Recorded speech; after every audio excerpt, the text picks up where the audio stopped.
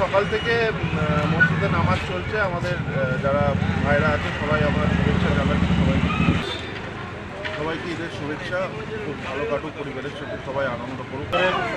শুভেচ্ছা, প্রীতি, ভালোবাসা। আজ এই খুশির দিনে সকল সম্প্রদায়ের মানুষ একত্রিতভাবে মিলিতভাবে আমরা যে ঈদ উদযাপন করছি, এটাই আমাদের কাছে সবথেকে বড় পাওনা।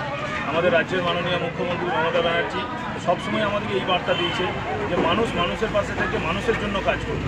তারই একটা উজ্জ্বল নিদর্শন আজকে এই যে উৎসব দিদি আমাদের বলেছে যে ধর্ম যার যার উৎসব, তারই এক উজ্জ্বল নিদর্শন আজকে তুলে ধরেছি। এখানে হিন্দু মুসলমান সমস্ত সম্প্রদায়ের মানুষ আমরা একত্রিতভাবে ঈদ উৎসব উদযাপন করলাম। মুসলিমরা নামাজের মাধ্যমে ঈদ উৎসব উদযাপন করলো এবং হিন্দুরা আমাদের সঙ্গে থেকে গোলাগুলি করে গলা মিলিয়ে আনন্দ করে এই উৎসব উদযাপন করলো। এখানে আমাদের বিভিন্ন রকমের খাবারের ব্যবস্থা করা হয়েছে। নামাজ পড়ে এসে বহু মানুষ এখানে আছে যারা একটু জল বা একটু লাড্ডু বা একটু মিষ্টির মাধ্যমে সকলে মিষ্টি মুখ করে যাচ্ছে। এটা একটা উজ্জ্বল নিদর্শন এবং সাম্প্রদায়িক সম্প্রীতির একটা দারুণ বার্তা। কাজীবুর রহমান এবং বর্ধমান শহর সংখ্যালঘু সেলের সভাপতি।